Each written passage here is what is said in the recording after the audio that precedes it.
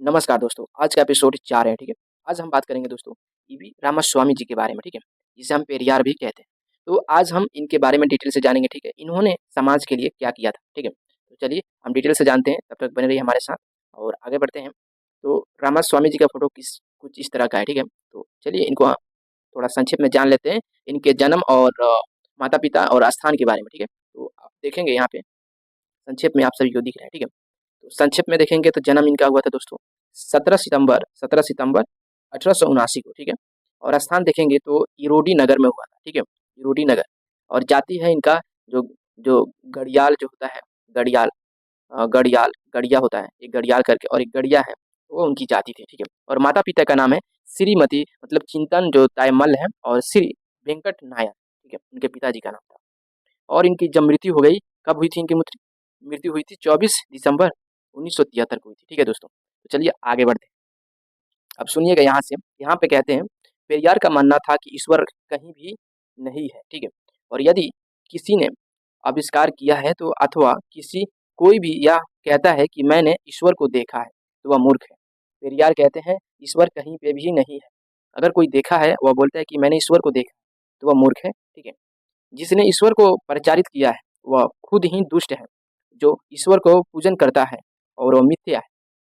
जिसने भी ईश्वर को बहुत बढ़ा चढ़ाकर बोला है या फिर उसके बारे में बहुत जगह प्रचलित किया है, प्रचार किया है, तो खुद एक दुष्ट है, ठीक है? और जो ईश्वर को पूजा करता है वह एक मिथ्या है, ठीक है? एक पत्थर के समान है। आगे कहते हैं इनका मानना था कि यदि कोई भी यह कहता है कि जातियाँ खत्म होनी चाहिए, अगर जातियाँ खत्म होनी चाहिए तो कहते हैं तो उसे यह भी कहने को तैयार रहना चाहिए कि ईश्वर और धर्मशास्त्र और ब्राह्मणवाद सबसे पहले खत्म होने चाहिए।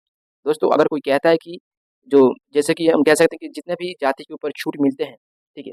तो रिज़र्वेशन जो मिलता है, तो जाति के नाम पे मिलता है, तो जाति को खत्म कर दो भाई तो रिज़र्वेशन खत्म हो जाएगा। ये बिल्कुल गलत है, ठीक है? तो उसको खत्म करने से कुछ नहीं होगा। जातियों को खत्म ना कर हम इस ब्राह्मणवाद और ईश्वर धर्म शास्त्र को खत्म कर दें, तो दुनिया से पूरी तरह से खत्म हो जाएगी, ठीक है? यही जो ब्राह्मणवाद है, इसी के कारण से जाति पैदा होती है और जाति से बनते हैं छोटे-छोटे, छोटे-छोटे जो उसमें बँट जाते हैं। उसकी बदौलत लोग जो हैं, उसमें भेदभाव करते हैं और अपना बिज़नेस चला पाते हैं, ठीक है? तो सबसे पहले ब्राह्मणवाद को खत्म होनी चाहिए, ईश्वर धर्म शास्त्र को, ठीक है?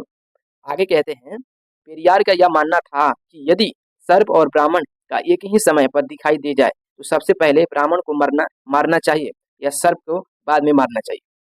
कहते हैं कि सांप जो एक सांप होता है और एक ब्राह्मण है, दोनों में एक ही समय पर दोनों दिखाई दे दे तो सबसे पहले किसको मारना चाहिए, ठीक है? तो यह कुछ सवाल है, तो आप लोग कमेंट में बताइए कि किसको सबसे पहले मारना चाहिए, ठीक है? आगे कहते हैं इनका ऐसा कथन था कि यदि कोई ईमानदारी से कहता है कि जातियों का खत्म होना चाहिए, तो ऐसा व्यक्ति को देखकर मैं परमानंद का अनुभव करता हूँ, ठीक है? अगर कोई व्यक्ति कहता है कि ईमानदार बहुत है, जाति खत्म होनी चाहिए, तो ऐसे व्यक्ति को देखने के बाद मुझे परमानंद की याद आती है। दोस्तों परमानंद भी एक ऐसे व्यक्ति थे जिन्होंने अपने जीवन में बहुत संघर्ष किया है, ठीक है? तो कुछ इस तरह का है। तथा उत्साही होता हूँ कि ऐसे लोग मेरा अनुसरण करने वाले मेरी बातों को सुनने को तैयार हैं। अब चलिए पेरियार जो हैं आगे क्या कहते हैं, उनका दर्शन क्या कहता है? आगे कहते हैं पेरियार कि पेरियार ने एक बार ऐसा ही प्रदर्शन किया, ठीक है? और जिसने भी हिंदू देवी-देवताओं की निर्बलता सूचित की थी, हुआ यह कि पेरियार ने मद्रास की भीड़ भरी सड़कों पर एक जुलूस निकाल डाला, ठीक है? और जुलूस में एक ट्रक पर झंडा लेकर चढ़ गए और वह हिंदू देवी-देवताओं को उनके विरोध में जो नारे लगा रहे थे और साथ ही अपने झंडे से देवी-देवताओं की प्रतिमाओं से मतलब उनकी प्रतिमाओं को मूर्तियों पर पीट रहे थे, ठीक है? झंडा लेकर चढ़ गए थे, वहाँ पे उस मूर्ति को पीट रहे थे और सारी जनता इस दृश्य को देख रही थी। इससे पेरियार सिद्ध करना चाहते थे कि हिंदू जो देवी देवता की पूजनीय जो मूर्ति है वह कोई पूजा करने लायक नहीं है, क्योंकि वह खुद अपनी ही रक्षा नहीं कर पा रहे हैं तो दूसरों की रक्षा क्या करेंगे, ठीक है? आगे कहेंगे न कि वे शक्तिशाली पीठ है क्योंकि वो निर्बल है, मूर्ति जो है निर्बल है, अपनी रक्षा खुद नहीं कर रहे हैं तो दूसरों की क्या रक्षा करेंगे, ठीक है? तो वह भगवान हो ही नहीं सकते। आगे कहते हैं कि पेरियार का जो सत्याग्रह है क्या है, ठीक है? देख लेते हैं हम। बात 1924 की है। केरल में एक स्टेट थी जो ट्रावनकोर एक स्टेट के नगर जो वाईकोम में चार तरफ से दीवारों से घिरा जो कंपाउंड था। इस कंपाउंड में कई कई सरकारी दफ्तर थे। सरकारी जो ऑफिस होता है उसे दफ्तर को ऑफिस कहते हैं इंग्लिश में, ठीक है? कचहरी व एक विशाल मंदिर था और इसी कंपाउंड में सवर्णों की बस्ती भी थी, ठीक है? सवर्णों की इस बस्ती में एक गली थी और उस गली से होकर ही लोग मंदिर व कचहरी के लिए जाते थे। अब देखिए आगे क्या होता है। लेकिन ब्राह्मणों ने अछूतों के लिए उस गली में प्रवेश की पाबंदी लगा थी। ठीक है, ब्राह्मणों ने अछूतों के लिए पाबंदी लगा दिया था, इसलिए कि इस रास्ते से जा रहे हैं अछूत, ठीक है, रास्ते को बंद कर देते हैं वो लोग। आगे कहते हैं कि बैरिस्ट्री एक बैरिस्टर था, ठीक है, बैरिस्टर टी के माधवान, ठीक है, माधवान, उनका नाम था माधवान, को मुकदमे की जो पैरवी के लिए कचहरी जाना था। माधवान के लिए उस गली से होकर जाने की पाबंदी थी, उस रास्ते उनके लिए रास्ता वह बंद था, ठीक है, क्योंकि वे अछूत थे। उन्होंने गली में प्रवेश को लेकर सत्याग्रह कर दिया। जब उनको प्रवेश नहीं मिलता है, एंट्री नहीं मिलती है उस गली में, तो उन्होंने एक बड़ा सा आंदोलन कर दिया, ठीक है। फलतः उन्हें जेल जाना पड़ा था। किनको? उनको जेल जाना पड़ा था।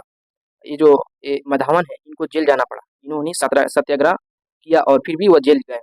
लेकिन उन्होंने जेल से ही एक पत्र लिखा पेरियार को और सत्याग्रह के लिए नेतृत्व के लिए आमंत्रित किया। जब यह माधवान जब जेल में थे, तब उन्होंने उसी जेल से एक पत्र लिखते हैं पेरियार को और कहते हैं कि पेरियार जी आप आइए और इस बागडोर को आप संभालिए, ठीक है, सत्याग्रह को। पेरियार उन दिनों मद्रास प्रांत के कांग्रेस अध्यक्ष थे। जो पेरियार हैं दोस्तों, उस समय कांग्रेस का एक अध्यक्ष भी थे। लेकिन उन्होंने बैकुम संघर्ष में शामिल होकर सत्याग्रह किया। फिर भी उन्होंने शामिल होते हैं और सत्याग्रह को आगे बढ़ाते हैं। लेकिन उन्होंने बैकुम में संघर्ष हुआ, ठीक है, सत्याग्रह को आगे बढ़ाते हैं। फलस्वरूप उन्हें 1 माह के कारावास की सजा सुनाई जाती है। इस बदौलत जो पेरियार थे, जो माधवान के कहने पर उन्होंने सत्याग्रह को फिर से आगे बढ़ाया। फिर भी उनको कारावास की सजा सुनाई गई थी। किनको? ये जो पेरियार हैं, इनको भी सजा मिली थी, ठीक है, पेरियार को। पेरियार जो थे, इनको भी सजा मिली थी, ठीक है। 1 वर्ष के मतलब कई वर्ष तक उन्होंने 1 माह मतलब 1 महीना उन्होंने कारावास में जेल में अपनी कष्ट भोग कर आए थे। आगे कहते हैं कि कारावास भोग कर आने के बाद उन्होंने फिर से सत्याग्रह किया और इस बार उन्हें 4 माह की जो जो श्रम की सजा होती है, इस बार उन्होंने फिर से उसी सत्याग्रह को आगे बढ़ाया। लेकिन इस बार उनको 4 महीने की सजा होती है। सजा भुगतने के लिए इन्हें जल मार्ग से जो त्रिवेदम की जो सेंट्रल जेल भेजा गया था, समुद्री मार्ग से उनको सेंट्रल जेल भेजा गया था। उस सेंट्रल जेल का नाम था दोस्तों, यहाँ पे लिखा है, ठीक है, यहाँ पे लिखा है सेंट्रल जेल का नाम क्या है, यहाँ पे देखिए, त्रिवेदम की सेंट्रल जेल, ठीक है, त्रिवेदम का सेंट्रल जेल। आगे कहते हैं कि इनके बंदी जीवन के संदर्भ में के बी मेनन। अब देखिए यहाँ पे एक इम्पोर्टेंट नाम आ जाते हैं, के बी मेनन, ठीक है, के बी मेनन भी उस समय शामिल थे। के बी मेनन ने मलयालम भाषा में लिखी एक आत्मकथा में लिखा है कि पैरों में बेड़िया, सिर पर टोपी, कमर में टखनों तक मैला कुचैला फटा वस्त्र तथा गले में बंदी एक बंदी वाली लड़की की पट्टिका पहने ईवी की रामास्वामी पेरियार डकैते व हत्या के अभिव्यक्तियों के साथ कार्य कर रहे थे। दोस्तों यह बहुत ही सोचने वाली बात है, शर्म की बात है कि जो के बी मेनन है, उन्होंने मलयालम भाषा में आत्मकथा में लिखा था कि पैरों में पड़ी बेड़िया, सिर पर टोपी, कमर में टखनों पर मैला कुचैला फटा हुआ वस्त्र और गले में बंदी वाली लड़की नहीं है, लकड़ी, गले में बंदी वाली लकड़ी की पट्टिका पहने हुए थे। कौन पहने हुए थे? पेरियार पहने हुए थे, रामास्वामी पेरियार पहने हुए थे। और डकैत और हत्या का उनके ऊपर जुर्म लगाया गया था, ठीक है, आरोप लगाया गया था। तो उस समय उनको पूरे गांव मोहल्ले में घुमाए थे। तो इस कथा को अपने इस बुक में लिखते हैं मलयालम में, ठीक है। आगे कहते हैं कि बाद में महात्मा गांधी व चक्रवर्ती राजगोपालाचारी के सहयोग से जो ट्रावनकोर की जो सरकार को विवश होकर परिवार को मांग सम्मान पूर्वक और माननी पड़ी थी, ठीक है। बाद में जब महात्मा गांधी और चक्रवर्ती राजगोपालाचारी यहाँ पे हैं, ठीक है, उनके सहयोग से जो ट्रावनकोर की जो सरकार थी, मजबूरन उनको जो पेरियार हैं, पेरियार की मांग को पूर्ण करना पड़ा था और माननी पड़ी थी उनकी बात, ठीक है। और सरकार को पेरियार को न केवल बाइज्जत बरी करनी पड़ी थी, वरना अछूतों को उनका हक भी देना पड़ा था। अब देखिए यहाँ पे जो पेरियार हैं उनको छोड़ देते हैं, ठीक है, रिहा कर देते हैं और साथ ही साथ उनको इज्जत के साथ, ठीक है, और उसके साथ प्लस में जो S C S T OBC वाले थे, मतलब अछूत जितने भी थे, उनको भी उनका हक देना पड़ा था सरकार को, ठीक है।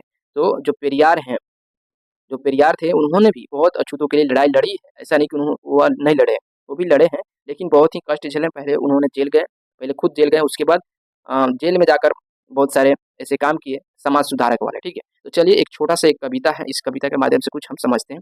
मुझको देखो, ठीक है, आगे क्या कहते हैं, इसमें लिखा है, मुझको देखो कि मैं वही तो हूँ जिसको कोड़ों की छाव में दुनिया बेचती खरीदती भी थी। मुझको देखो कि मैं वही तो हूँ जिसको खेतों में ऐसा बांधा था जैसे मैं उसका एक हिस्सा हूँ। खेत बिकते तो मैं भी बिक जाता था। मुझको देखो कि मैं वही तो हूँ। मुझको मशीनें बनाई मैंने, कुछ मशीनें बनाई मैंने। उन मशीनों के मालिकों ने मुझे बेझिझक उनमें ऐसे झोंक दिया जैसे कि मैं कुछ नहीं हूँ, मैं ईंधन हूँ। ठीक है। आगे कहते हैं कि मुझको देखो कि मैं थका हारा, फिर भी रहा हूँ युगों में आवारा। ठीक है। इस कविता को लिखने वाले का नाम है दोस्तों, यहाँ पे देखिए इनका कैफी आजमी है। ठीक है। कैफी आजमी, कैफी आजमी, आजमी। तो कैफी आजमी जी ने इन्होंने कविता लिखी है जो इनके साथ जोड़ा गया है। तो दोस्तों यह था एक छोटा सा एपिसोड 4। तो पेरियार जी के बारे में था, उन्होंने भी समाज के लिए बहुत ही परिश्रम किया है। तो आप सभी के कैसा लगता है कि समाज में अगर कुछ सुधार करना है तो सबसे पहले क्या करना चाहिए? तो आप सभी को पता है तो एक बार जरूर कमेंट में बताइएगा और इस वीडियो को शेयर करना बिल्कुल मत भूलिए। और पहली बार चैनल पर होंगे तो इस चैनल को सब्सक्राइब कीजिएगा ताकि अगली बार से सबसे पहले आप वीडियो देख सकेंगे। ठीक है। तो मिलेंगे अगले वीडियो में अगले नए टॉपिक के साथ। तब तक के लिए जय हिंद।